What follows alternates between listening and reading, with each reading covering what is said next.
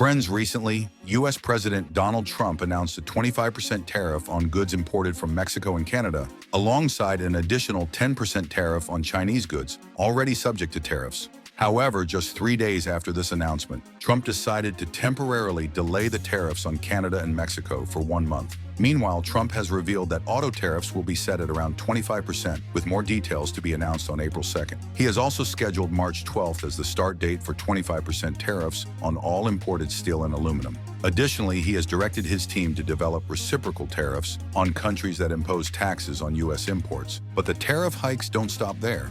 The existing 100% tariff on Chinese electric vehicles will rise to 125%, while tariffs on steel and aluminum imports from China will increase from 25% to 50%. Similarly, the 50% tariff on Chinese solar panels will now jump to 60%. Now, here's the big question. What happens if these tariffs are reimposed on Canada and Mexico after the 1-month delay? Will China also feel the ripple effects? And if so, how? Before we dive deeper, let's look at the trade figures between China and Mexico. In 2017, the volume of bilateral trade between the two countries stood at $48 billion.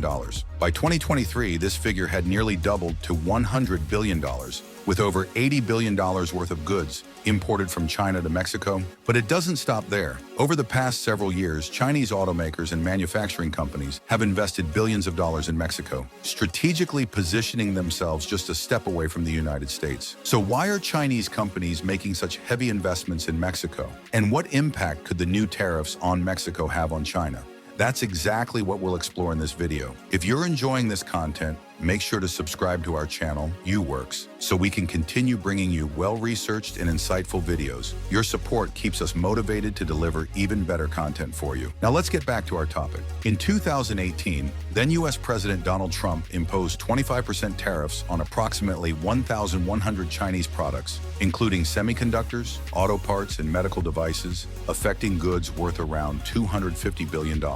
In response, China retaliated with tariffs on American agricultural and manufacturing products. But China didn't stop there. It also embraced a new strategy, aggressively pursuing investment opportunities in Mexico to secure its foothold in the North American market, as China couldn't afford to lose access to the U.S. market due to these tariffs. As a result, Chinese foreign direct investment in Mexico began to skyrocket. In 2018, Chinese investment in Mexico was just $266 million. By 2023, it had surged to $5.6 billion, a staggering 21-fold increase. After 2020, the number of Chinese companies operating in Mexico nearly tripled, with most of these investments focused on the manufacturing sector. To better understand this, let's dive into some examples that highlight how these dynamics play out in real-world scenarios. The Linggong Machinery Group, SDLG, a Chinese company, invested $5 billion in a cutting-edge manufacturing facility in Nuevo León, Mexico, just across the border from Texas, USA.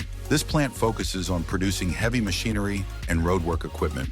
But it doesn't stop there. The facility also leases space to other Chinese multinational companies, including major players in the auto manufacturing industry. In fact, since 2022 alone, 20 Chinese companies involved in auto parts and car manufacturing have either established or announced plans to set up plants in Mexico. Among these are industry giants like BYD and Chery. Now, considering that Mexico isn't a huge market for Chinese cars, it's clear that most of these exports were destined for the United States. Chinese companies had even bigger plans to ramp up these exports in the future. But this raises an important question.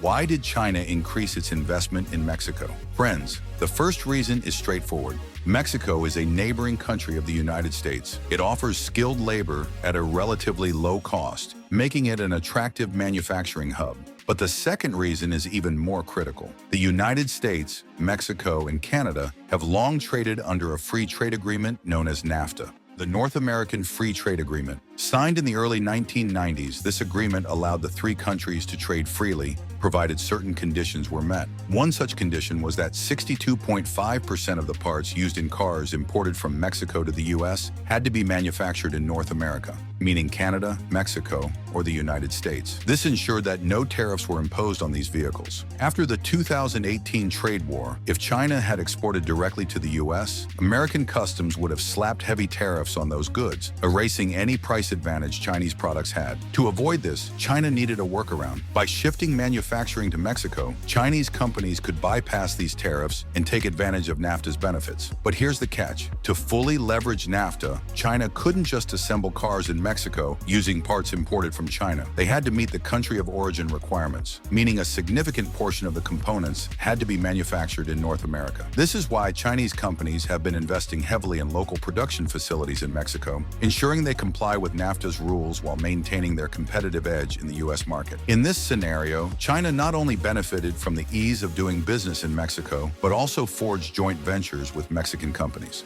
This collaboration created job opportunities for Mexican citizens, making it a win-win situation for both nations. Additionally, during this period, Mexico's economy experienced significant growth. As a result, Mexico warmly welcomed Chinese companies and their investments, further strengthening this mutually beneficial relationship. Friends, it's important to note that Chinese companies aren't the only ones leveraging Mexico's strategic location. Major German automakers like Volkswagen, BMW, and Audi, as well as several Japanese companies, have adopted a similar approach. By investing in Mexico, these companies gain easier access to the lucrative American market. However, it's undeniable that China significantly ramped up its investments in Mexico after the 2018 trade war, far surpassing its previous commitments. Why? Because China was, without a doubt, the most affected party by the U.S. tariffs. For China, Mexico became not just a gateway to the U.S. market, but also a strategic shield against escalating trade tensions. Unsurprisingly, this situation didn't sit well with the United States. Former President Donald Trump accused Mexico of unfairly taking advantage of U.S. trade policies through its cheap manufacturing. As a result, under significant American pressure, the North American Free Trade Agreement, NAFTA, was replaced in 2020 by the United States-Mexico-Canada Agreement, USMCA. Under the new agreement, to export vehicles from Mexico to the U.S. tariff-free, 75% of car parts must now originate from North America, meaning Mexico, Canada,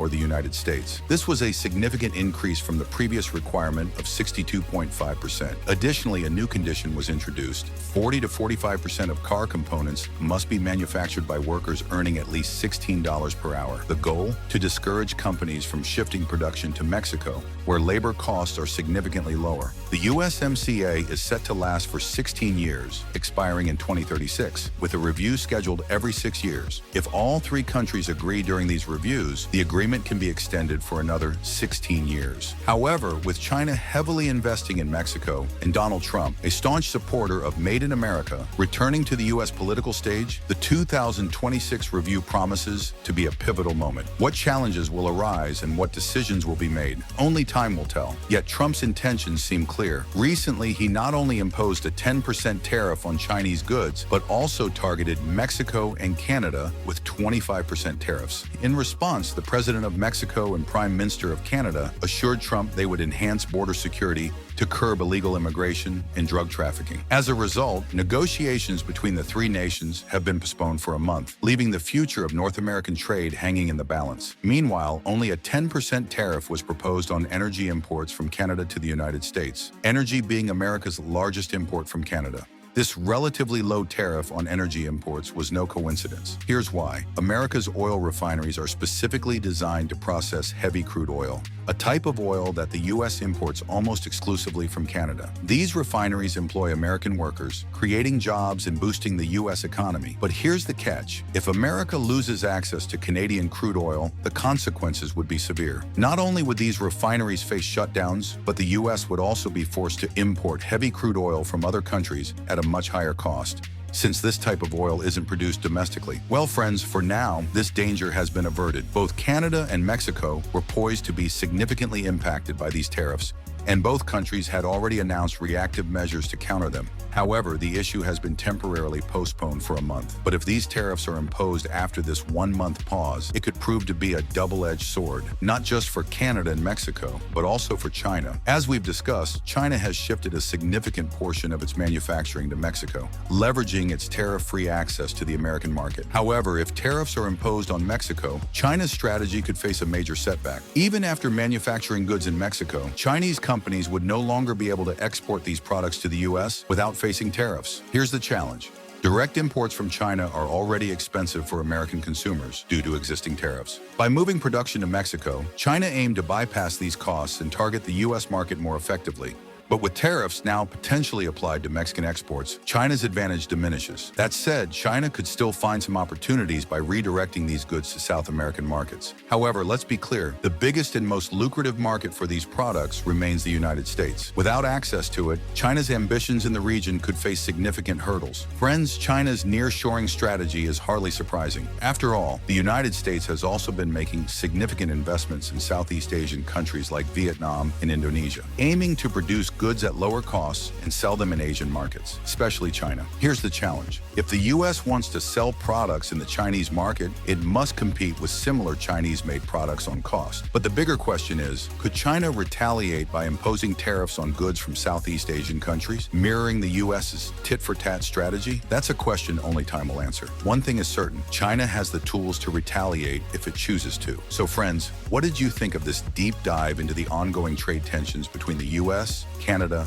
Mexico, and China? Let us know in the comments below. Don't forget to subscribe to UWorks for more insightful, research-based content. Thanks for watching, and we'll see you in the next one.